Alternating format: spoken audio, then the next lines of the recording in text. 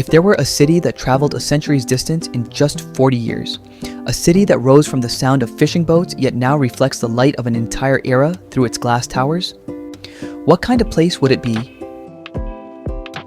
If there were a city whose very nature is youth, whose rhythm is speed, where dreams arrive like tides and countless hands rewrite their own possibilities, what message would that city be sending to the world? And if there were a city that can embrace the sea while reaching for the stars, that keeps its feet on the ground yet dares to look beyond the horizon, a city where every moment of reform has become a note in its future symphony, what kind of presence would it have on the global stage? This is Shenzhen, a city that rose from almost nothing, that grew from small to great, from dreams to reality. A city that spent 40 years proving one simple truth: when a city decides to move forward, nothing can stop its stride.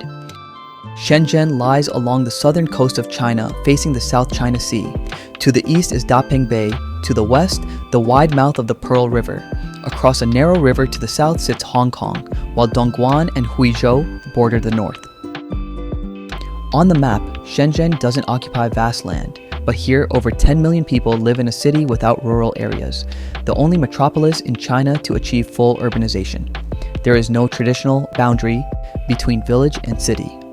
Skyscrapers rise where fields once stood, and every corner signals acceleration. With its position at the heart of the Greater Bay Area, Shenzhen stands as Guangdong's economic powerhouse, a hub of finance, technology, and ambition. When the sea breeze crosses Shenzhen Bay, you don't just see the skyline, you see a city opening itself to the world. Here, geography isn't background, it is destiny. Facing the sea is another way of facing the future. Just 40 years ago, this place was a quiet coastal town. Mudflats, fishing boats, small homes, and the sound of wind and rain. Then came 1979, when the first breeze of reform reached this shore. In 1980, the Shenzhen Special Economic Zone was born, a testing ground for a new era, and people came. Some traveled from distant inland cities on slow green trains, some carried bedding from rural villages, some arrived with nearly blank resumes and limitless hope, all because they heard one sentence: time is money, efficiency is life. Here, China's first stock certificate was issued. The first commercial housing projects were built. The famous Shenzhen Speed was created, where skyscrapers rose in mere months and small ports turned into international gateways. Shenzhen lacks the deep historical layers of ancient capitals, so it wrote its history in real time. In every construction site, every new road, every policy that pushed the city forward. This is a city whose past is being built at the same time as its future. Before the internet connected ordinary people to the rest of the globe, the world was a word in a textbook. Shenzhen gave it shape. In 1989, Splendid China opened, China's first large-scale theme park. 82 famous scenic sites from across the country were recreated in miniature, alongside 27 ethnic villages. For many, it was their first time seeing the vastness of their own homeland compressed into a single afternoon. 5 years later came Window of the World. In its 480,000 square meter park, the Eiffel Tower, the pyramids, the Taj Mahal, and more than 130 landmarks appeared in miniature form. At a time when foreign travel was beyond the reach of most families, this park became China's first classroom for understanding the world. Time passed, the colors faded, moss grew, and some visitors now call the parks outdated. But memory does not judge by what is new. For countless Shenzhen families, weekend trips to these parks were their earliest glimpses of China, of the world, and of possibility. No matter how trends shift, these places remain part of Shenzhen's collective childhood. Shenzhen doesn't need many words to show its energy. A single walk through Futian or Nanshan will tell the whole story. Futian CBD is the city's beating heart. The Ping An Finance Center rises like a silver pen, writing ambition into the sky. The golden roof of the Civic Center spreads like the wings of a great bird, while green belts along the central axis soften the edges of the concrete forest. To the north, Lianhua Mountain offers a quiet vantage point. From its peak, the skyline of Futian forms an unforgettable tableau, a portrait of a city reaching upward. Nanshan shows a different kind of vitality. In Hohai, the spring bamboo tower stands slender and graceful, When night falls, headquarters buildings illuminate the waterfront, reflected in the calm sea like a ribbon of light. Cafés, bookstores, plazas, and open public spaces fill the district with youthful energy. And rising quickly is Shanghai, with broad avenues, clean skylines, and an unmistakable sense of tomorrow. By day, it is a center of finance. By dusk, a quiet waterfront where sea breezes ease the pace of the world.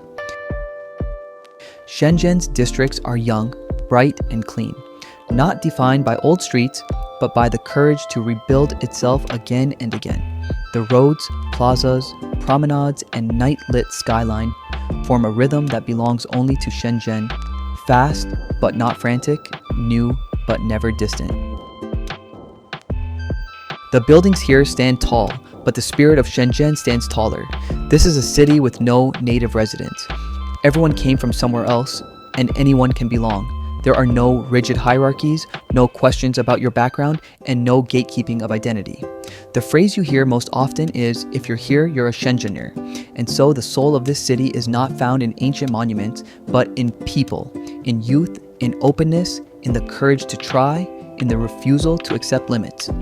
With an average age just over 30, dense startup communities, office lights that burn deep into the night, and a culture that encourages second chances, Shenzhen has shaped a character of its own. People say, Beijing runs on culture, Shanghai on refinement, Guangzhou on everyday warmth, but Shenzhen runs on people who refuse to give up. That spirit lives in the footsteps of everyone who came here to dream. They keep the city young and keep it burning bright. Shenzhen's cuisine has no single label. In many ways, Shenzhen's flavor is the flavor of China itself.